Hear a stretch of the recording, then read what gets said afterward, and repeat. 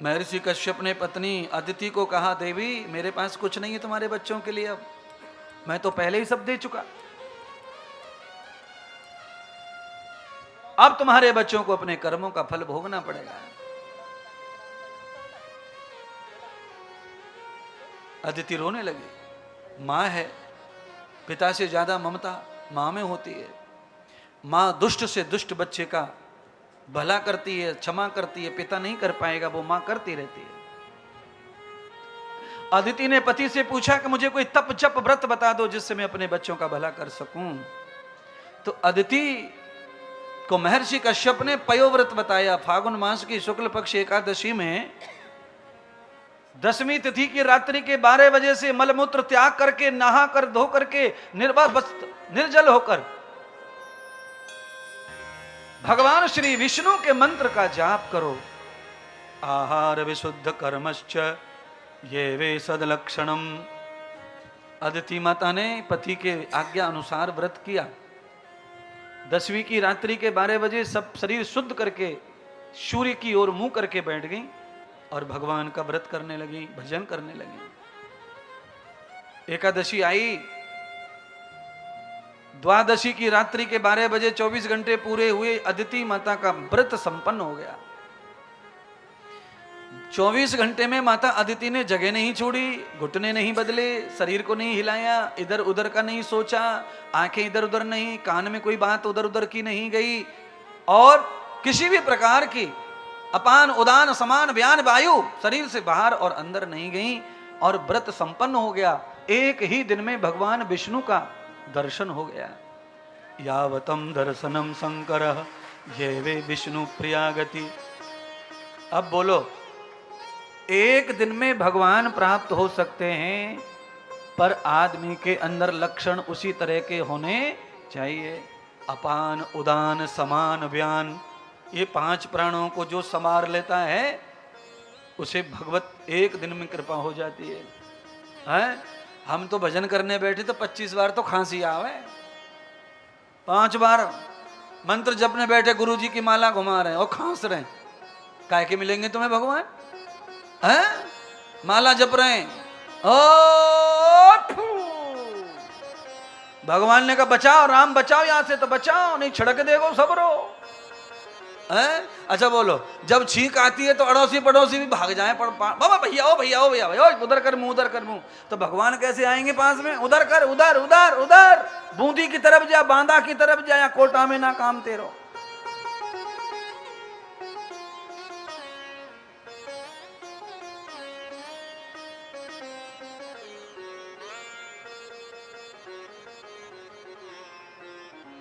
दरअसल में क्या है, मुझे किसी का चेहरा नहीं दिख रहा है, क्योंकि मेरी आंखों पे कम से कम 17 लाइट पड़ रही हैं। मैं तो अंदाज से कथा सुना रहा हूं। अगर तुम्हारा चेहरा और मुझे दिख जाए ना तो कथा में और 4 चांद लग जाते हैं, पर मैं तो अंधेरे में सुना रहा हूं कथा, बल्ब ज्यादा जल रहे हैं। क्योंकि ज्यादा लाइट अंधकार का कारण बनती है। आंख पे ट्रक की लाइट पड़ जाए तो दिख वो बंद है जाए। ये माइक मारो के हो या महात्मा के पास बात कहां से आम इतनी सच्ची सच्ची बतावे, कंटाइन बिल्कुल है। चोर का मुंह फोड़ते ना पुलिस वाले, तो भाई मुंह पे टॉर्च मारे, फिर ना दिखे कच्चू भाई तो फड़ाक से गड्ढा में गिरे, और ऐसी गोली मारे पिंडरी में, बोलते एकाउंटर हो गया एकाउंटर।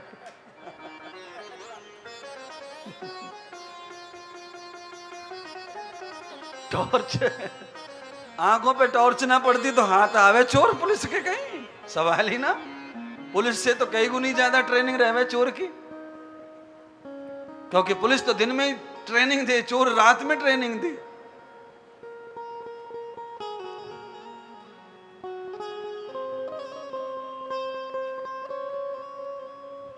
भगवान विष्णु से माता अदिति ने प्रार्थना की, हे प्रभु, अगर आप मेरे व्रत ते जप से प्रसन्न हो गए हैं तो आप मुझे फल के रूप में मेरे बच्चों का स्वर्ग सुख वापस दे दो। भगवान विष्णु ने कहा, देवी तुमने व्रत किया है, बच्चों को सुख नहीं मिलेगा, क्योंकि तुम्हारे खाते में भी ज्यादा सुख नहीं बचा है। इस व्रत से तो तुम्हें ही सुख मिलेगा, बच्चों को नहीं। अगर तुम्हें बच्चों को सुख देना है तो तुम्हें ज्यादा व्रत करने पड़ेंगे, और करो फिर। तो भगवान वरदान दे गए। माता अदिति ने 7 वर्ष लगातार व्रत किए। 7 वर्ष के व्रत से भगवान विष्णु ने माता अदिति के यहाँ 7 साल का बालक बन के जन्म लिया। देवताओं के छोटे भाई बन के आए भगवान, कल्याण करने के लिए। बोलो बामन भगवान की जय। एक बात बड़ी जोरदार है कथा में कि जो सबसे बड़ा है वो सबसे छोटा बन के आ गया। कल्याण करना है तो छोटा भी बनकर कल्याण भगवान कर सकते हैं। उन्हें किसी के घर में बड़े भैया बनने की जरूरत नहीं है। भगवान बड़े तो केवल एक ही अवतार में बने हैं और वो राम अवतार है। बाकी सब अवतारों में भगवान ने छोटा रूप धरिए। मछली, कछुआ, ऐसे रूप लिए भगवान ने। सुअर। बोलो, समस्या बड़ी है। एक अवतार में भगवान मान सम्मान लेके आए, राम अवतार में मर्यादा लेकर आए, मान सम्मान लेके आए। भगवान बचपन से ही मर्यादा में हंसते नहीं थे ज्यादा। भगवान बचपन में होठों में हंसते थे, अच्छा हंसते थे, मस्त हंसते थे। हैं? कुछ लोगों को आपने हंसते देखा होगा, ऐसा लगे जैसे देवी मैया चढ़ बैठी इन पे।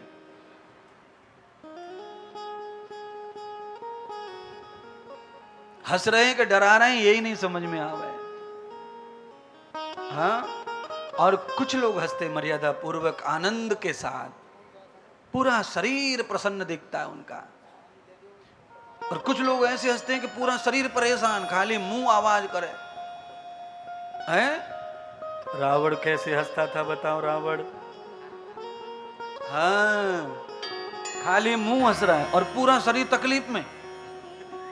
और सच्ची हंसी, मस्त हंसी, अच्छी हंसी कैसी रहे, अंग अंग हंसता है, प्रसन्न लगता है, बदन शरीर मनोहर लगता है। इसलिए लोग फोटो करवाते समय क्या बोलते हैं? हाँ, ऐसी हंसी होनी चाहिए कि फोटो खींचने को मन हो जाए। अच्छा, कुछ लोग ऐसे हंसते ही, उनका तुमने फोटो धोखे से खींच लिया और बाद में दिखाया, तो बस आप समझ लो मैं क्या बताऊं आपको।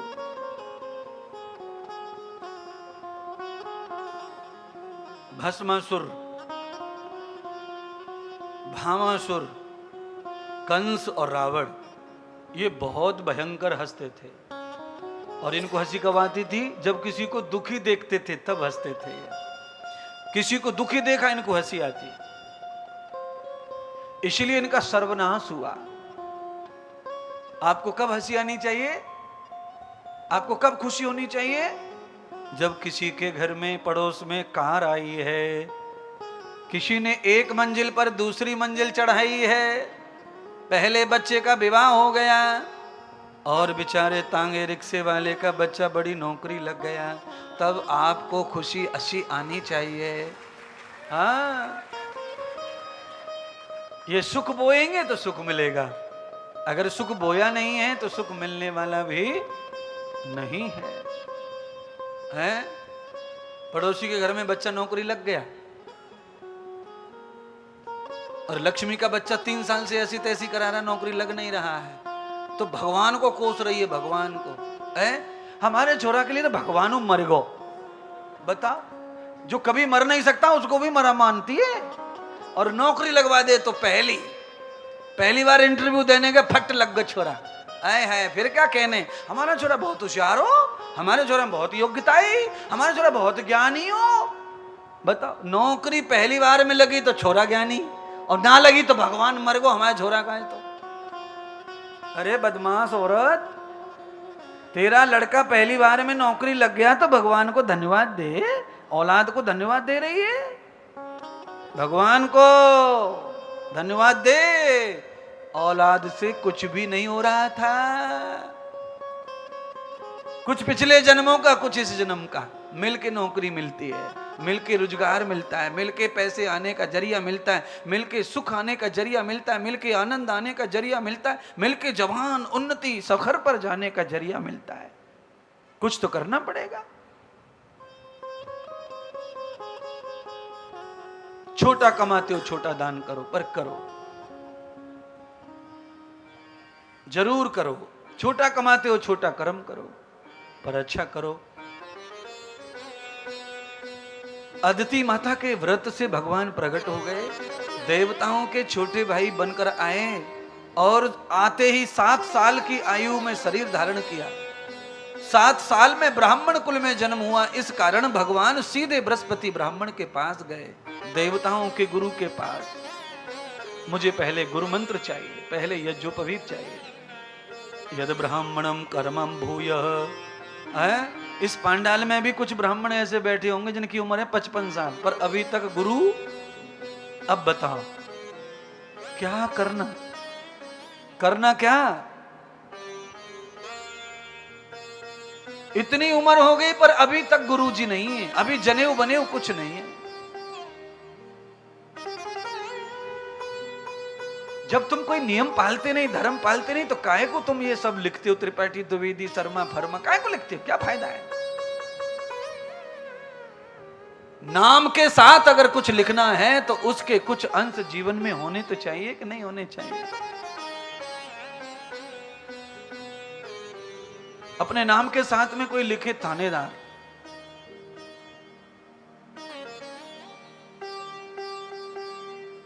अपने कपड़ों पे कोई आईपीएस की बैच लगा के घूमे, क्या हो जाएगा उससे? आईपीएस हो जाएगा वो? उसकी सुन लेगा कोई? लोग 2 दिन 4 दिन पढ़ेंगे बैच को, मानेंगे कि हाँ भाई होगा, पर जब समय आएगा तब सारी क्रिया खराब हो जाएंगी। इसीलिए क्षत्रिय हो, ब्राह्मण हो, वैश्य हो, शूद्र हो, अगर वो अपने आप को इस तरह का मानता है तो उसे उस तरह की जीवन शैली का भी पालन करना चाहिए। और नहीं तो कुछ मत मानो, खाली इंसान मानो, इंसानियत का पालन करो, सारी चीजें झंझट ही खत्म हो जाएंगे। और मैं कहता हूं आपसे ज्यादा कोई भी सुखी नहीं होगा। फिर आप इतने सुखी होंगे क्योंकि आप सबको मानेंगे तो आपको सब मानेंगे, सब आपको मानेंगे तो सुखी हो जाएंगे अपने आप। कोई न कोई जरूर हमारे दुख में खड़ा रहेगा तो हमारा सुख ही रहेगा, दुख रहेगा नहीं। भगवान ने प्रहलाद को जो वचन दिया था आज वो पूरा किया। बृहस्पति भगवान को गुरु बनाया, गायत्री मंत्र गुरु मंत्र के रूप में सुना। उसी मंत्र को जपते हुए गुरुदेव को दक्षिणा देने के लिए भगवान नर्मदा जी के तट पर चले गए, जहां राजा बलि यज्ञ कर रहे थे। 100 साल से लगातार अखंड यज्ञ चल रहा था। राजा बलि के गुरु शुक्राचार्य आसन पर बैठे यज्ञ को देख रहे, निरीक्षण कर रहे। उन्हीं शुक्राचार्य के कृपा से ही राजा बलि को यज्ञ करने का और स्वर्ग का आनंद प्राप्त हुआ। राजा बलि शुक्राचार्य जी की आज्ञा पाकर 7 वर्ष के उस वटुक ब्राह्मण को अपनी यज्ञशाला में लेकर सोने के सिंहासन पर बिठाकर उनके चरणों को पूजने लगे। चरण धोए, चरण पूजन किया, हीरे मोती से भर के थाल मंगाए और बामन भगवान को विदा करने लगे। बामन भगवान ने दक्षिणा स्वीकार नहीं की। राजन, अकर्मण्य दक्षिणा स्वीकार नहीं करता। शास्त्रों में ऐसा मान्यता है कि जो सीधा बीधा ब्राह्मण लेते हैं वो ब्राह्मण दरिद्र ही रहते हैं, कभी उन्नति नहीं कर पाते। अकर्मण्य दान नस्त पुरोहितम कर्मो न भूय। ब्राह्मण को दान लेने का विधान तब ही है जब वो किसी का नित्य कर्म सिद्ध करे। अगर वो समाज नित्य कर्म नहीं सिद्ध करता तो दान उसके लिए कल्याण नहीं, उसके लिए बाधा बन जाता है, व्यवधान बन जाता है। तो बामन भगवान ने नहीं लिया और कहा मुझसे कर्म करवाओ। महाराज आप बहुत छोटे हैं, आप क्या कर्म करेंगे? तो कहा आज तक तुमने जो यज्ञ किया हो वो मैं करूंगा। मैं छोटा दिख रहा हूं पर छोटा नहीं हूं। संपूर्ण मंत्र मेरे ही हैं और मेरे ही पेट से मंत्रों का जन्म होता है, इसलिए मुझे छोटा ना समझो। क्योंकि जिसने गुरु बना लिया बचपन में वो ब्राह्मण कभी छोटा नहीं रहता, वो तो ब्राह्मण बड़ा ही रहता है। आभ्रात ब्राह्मणम वेदो विष्णु, सीधा वो विष्णु का रूप हो जाता है। 5 से 7 साल की आयु में ब्राह्मण गुरु बनाकर यज्ञोपवीत शिखा बंधन करके गुरु के चरणों में वेद शास्त्र पढ़ने चले जाए, वो विष्णु के बराबर माना गया है। भगवान के तुल्य ब्राह्मण बन जाता है जो यज्ञ आदि सत्कर्म करता है, दान पूजा सेवा अर्चना करता है।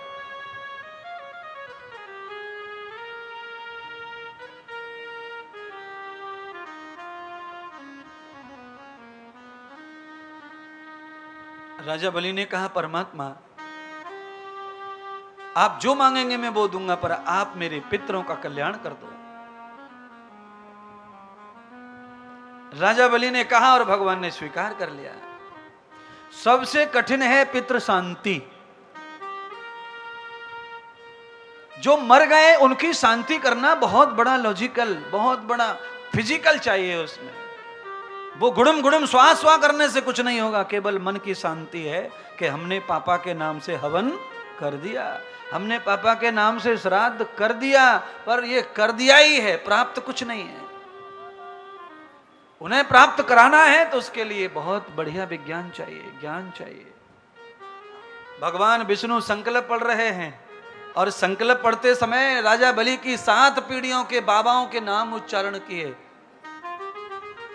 7 साल के बालक ब्राह्मण को कैसे पता राजा बलि के 7 बाबा पीढ़ियां कौन सी है? संकल्प पढ़ते समय पिताजी का और गोत्र ही उच्चारण करते हैं आजकल, पर 7 पीढ़ियों के बाबाओं के नाम फिर गोत्र। 7 जन्म होते मनुष्य के, 7 पीढ़ी आगे और 7 पीढ़ी पीछे की कर्म की लीला साथ चलती है। परिवार के सदस्य साथ ही मरते हैं, साथ ही जन्म लेते 7 जन्मों तक। कभी पत्नी बन के आना, कभी पति बन के आना, कभी ताऊ बन के आना है, पर एक ही खून में 7 जन्मों तक पैदा होते रहना है, सबका चुकाना है, सबका खाना है। ये 7 जन्मों का कनेक्शन है हमारा।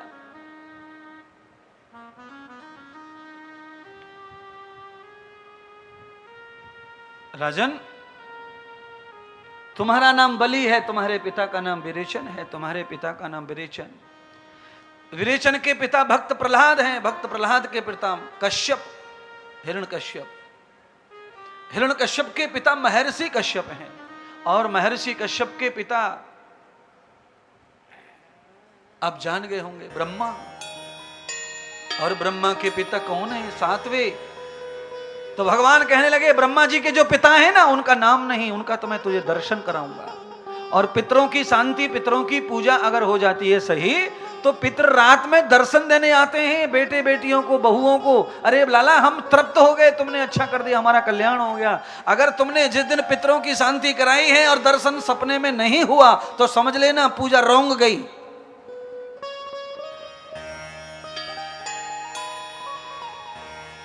भगवान ने शर्त रख दी, 7वें दादा का, अंतिम दादा का, मुख्य दादा का दर्शन करना है तो पहले अब दक्षिणा रखो। क्या लोगे दक्षिणा? तो कहा, 2 पाद कर्मम न भूयंतराधे, भूयंतराघे, 2 कदम भूमि चाहिए। 2 कदम? हाँ, एक ब्राह्मण को क्या चाहिए? भजन करने के लिए भूमि चाहिए। 2 कदम भूमि दे दो, यही मेरी दक्षिणा है। राजा बलि घमंड में आ गए। राजा बलि ने कहा, अरे ब्राह्मण, तुमने मुझे देखा नहीं, मेरे बारे में सुना नहीं, तुम 2 भूमि कदम मांग करके मेरा अपमान कर रहे हो। यहां से तुम्हारी नजर जाए वहां तक सारी भूमि चारों दिशाओं में तुम्हारी हो गई, जाओ। बामन भगवान बोले, ना ऐसे पंडित जी वहां देखिए कोटा में, मैं ना हूं भैया, मुझे ना चाहिए इतनी भूमि है। इतनी भूमि लेके लड़ाई कौन करता घूमेगा अड़ोसी पड़ोसियों से? मैं यही काम के लिए आया हूँ कि भजन करूंगा, ध्यान करूंगा, कल्याण करूंगा। ज्यादा भूमि, ज्यादा संपत्ति दुख का कारण है। रखवाली करने के लिए दुनिया भर के सीए और सरकार से सेटिंग रखनी पड़े, तब जाके पैसा बचे। पैसा ऐसे नहीं बढ़ा सकते आप, पैसे को रख नहीं सकते आप, पैसे का आनंद नहीं लूट सकते आप हैं? पैसे को देख लेना, बड़ी सी शादी करके 5-4 करोड़ रुपए लगा के फिर पता चल जाएगा। ऐसे ऐसे पोस्ट से नोटिस आते हैं कि बताते रहो जिंदगी भर, कहां से लाया, कहां से दिया, कहां से किया है? तुम्हारे पैसे को तुम भोग नहीं सकते आजादी से। क्यों? नकली धन है, चोरी का, बेईमानी का, ठगैया का, साधुओं की खा गए हिस्से को, ब्राह्मण के हिस्से को, गैया के हिस्से को, गरीबों के हिस्से को, सबको खाए जा रहे हो, तो तुम्हारे ऊपर छापे पड़ेंगे ही फिर।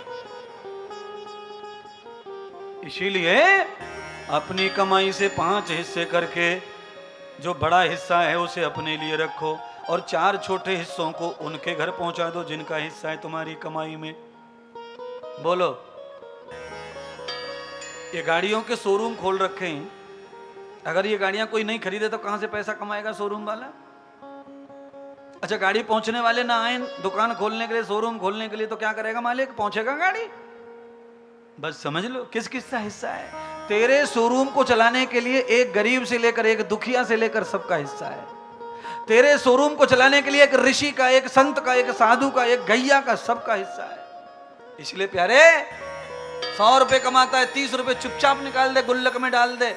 10 रुपए मम्मी पापा के नाम से, 10 रुपए गुरुजी के नाम से, गौआ के नाम से, और 10 रुपए राष्ट्र के नाम से, दीन दुखियों के नाम से। 70 रुपए हमेशा काम आएंगे तेरे, फिर कभी तुझे दवाइयों में और इधर उधर कटाना नहीं पड़ेगा पैसे को। पैसा तेरा पवित्र धन लक्ष्मी बनकर तेरे साथ खड़ा रहेगा, जहां विपत्ति आएगी वहां धन साथ देगा। सारे धन पे कब्जा करके बैठ गए, गुप्पा करके, बेटे के लिए, बेटे के लिए, बेटे के लिए, बेटे के लिए। अरे कितना करेगा औलाद के लिए? काली कमाई केवल खराब करेगी, चाहे वो बेटा के लिए रह जाए, चाहे वो बेटी के लिए रह जाए, वो किसी का भला करने वाली नहीं है। अच्छा बोलो, कांटा तो कांटा ही होता है, बेटी के पैर में लगेगा तो क्या फूल बरसेंगे? और बेटे के पैर में लग गया तो दर्द दर्द करेगा, कांटा है वो। इसीलिए धन को पवित्र करना सीखो। यहां कितने भी लोग ऐसे बैठे दिख रहे हैं मुझे जो अकेले अकेले कथा कर सकते हैं, फिर भी जिंदगी में कथा का टाइम नहीं आया। अकेले अकेले बड़े बड़े यज्ञ कर सकते हैं पर टाइम नहीं आया। क्यों? मानसिक विवेक नहीं जागृत हुआ है। अभी तो खाली उसी में लगे पड़े हैं, उसी में लगे पड़े हैं, उसी में लगे पड़े। क्या करोगे? हैं? बाईपास निकला है कोटा पे, अभी अभी 2 साल पहले, उस पे भी 10 एकड़ जमीन खरीद कर पटक रखी है। बताओ, जिधर से रोड निकले उधर ही पिलॉट, जिधर रोड उधर पिलॉट। अरे क्या करेगा? 2.5x6 का चाहिए मरने के बाद। कितना प्लॉट? कितना? 2.5x6 के में ही तुम्हें समझ आना है, फिर वो बाईपास वाला कुछ काम आने वाला नहीं है। तुम्हारे नाम पे था 1.25 महीने का बामन जिमा, सीधे पटवारी के पास पहुंचे, इस कागज में से पापा का नाम हटाओ, मृत्यु पत्र लगाओ और हमाओ नाम घुसेड़ो। बोलिए, 1.25 महीने में पापा कागज से भी हट गया, बेटा बेटी ने नाम अपना चढ़वा लिया।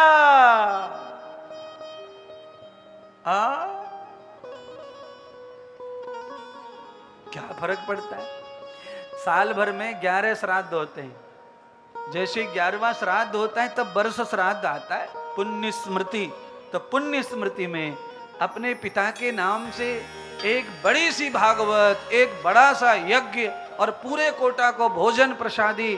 तब तुम्हारा पिता कहता कि बेटे अगले जन्म में भी मैं तेरे लिए छोड़ के जाऊंगा ऐसा बेटा मिला है जो मेरे नाम से बड़ी बड़ी धर्मशालाएं बना रहा है, बड़े बड़े विद्यालय, बड़े बड़े आश्रम बना रहा है, बूढ़े बड़े बुजुर्ग दीन दुखियों के लिए वृद्ध आश्रम बना रहा है। मैं अगले जन्म में भी छोड़ के जाऊंगा, छोड़ के जाऊंगा, छोड़ के जाऊंगा।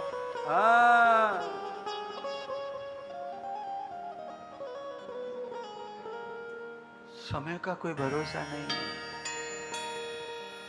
है, समय कब धोखा दे जाए। इसीलिए कर लो, अपने हाथों से अपने जीवन में अपना कल्याण कर डालो। है अकेले नहीं तो मिलजुल के कर लो, 10-20 लोग मिल जाओ, मिल लो। इतने 1000 लोग बैठे हैं, इसमें से 10-20 लोग इकट्ठे हो जाओ, मिल जाओ और मिलकर कहो भाई हम यज्ञ करेंगे मिलके। अगली बार बुलाएंगे महात्मा इंद्रदेव को, बड़ा सा यज्ञ करेंगे, पूरे कोटा के धुआं को, प्रदूषण को खत्म कर देंगे, जड़ी बूटियां घी जलाएंगे, पूरा शुद्ध कर देंगे। क्या करेंगे? अरे जाएंगे यार, 20-25 आदमी है, क्या लाख 2-2 लाख करेंगे, हो जाएगा यार। ऐसे हिम्मत दिखाओगे तो ये पांडाल पढ़ते रहेंगे, कोटा में आते रहेंगे महात्मा और तुम्हें समझाते रहेंगे, तुम्हारी उंगली पकड़कर उस रास्ते से बचाते रहेंगे जिसमें कांटे हैं, कांटे हैं, कांटे हैं। महात्मा कुछ ले नहीं जाएंगे तुम्हारी जिंदगी बचाने के पीछे। तुम जो महात्मा को देंगे वो महात्मा के लिए कुछ नहीं है। महात्मा कितना पीछे छोड़ जाते हैं ऐसा तो।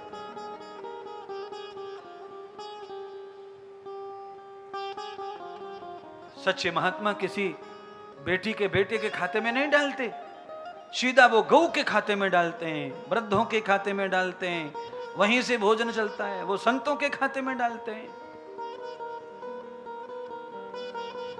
पुण्य की जड़ बड़ी हरी होती है। राजा बलि ने 2 कदम जमीन संकल्प कर दी, तीसरा कदम जमीन संकल्प नहीं कर पा रहे, सारी जमीन खत्म हो गई। राजा बलि समर्पित हो गए। गुरुदेव मेरे पास अब कुछ नहीं बचा, आप कृपा करो। शुक्राचार्य समझ गए ये कोई बामन नहीं, ये तो कोई लीलाधारी है। शुक्राचार्य ने ध्यान किया, पहचान लिया, विष्णु, हे विष्णु है विष्णु। राजा बलि तेरे साथ में छल हुआ है। अब तो राजा बलि की मां खड़ी थी पीछे, पत्नी खड़ी थी, दोनों ने राजा बलि को पकड़ लिया। ना ना ना ना ना ना ना, गुरुदेव ने बताया है ना कि विष्णु है। बेटे तेरा भाग्य इतना उत्तम है कि हम समझ नहीं सकते।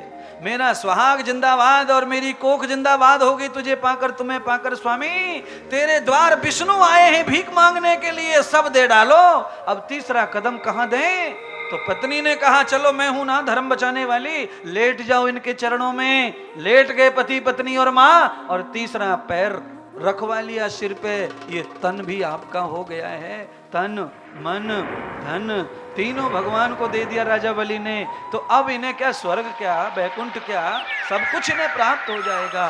तन मन दे दो भगवान को, अपने गुरुदेव को अर्पण हो जाइए, फिर देखो फल कैसे आते हैं, क्या क्या मिलेगा। अगर आप बुद्धि लड़ाएंगे सेवा में तो फिर आप किया कराया सब बेकार समझो। सम्योत युक्तेन बुद्धि नाम, भगवान की सेवा में बुद्धि नहीं, भगवान की सेवा में दिल लगाओ। बुद्धि कुछ नहीं करने थी सेवा। बुद्धि में तो ये रहता कि ये करूं कि ना करूं, ऐसा सेवा हो कि ना हो, ये करूंगा तो क्या हो जाएगा, ये करूंगा तो क्या हो जाएगा। ये बुद्धि कहती है। दिल लगा दिया होता तो कुछ नहीं सवाल खड़े होते।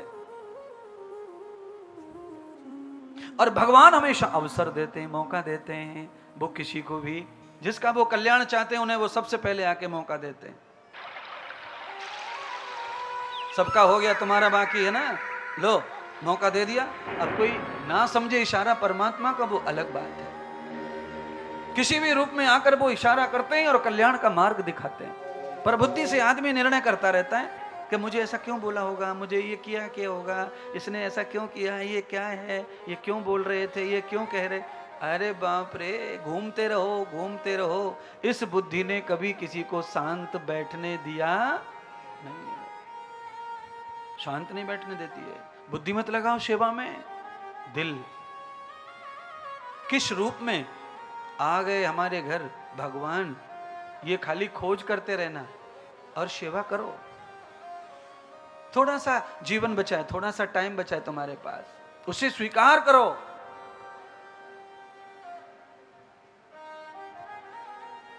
ना व्रतेन क्रमम भूयः न जाते सदा व्रेति।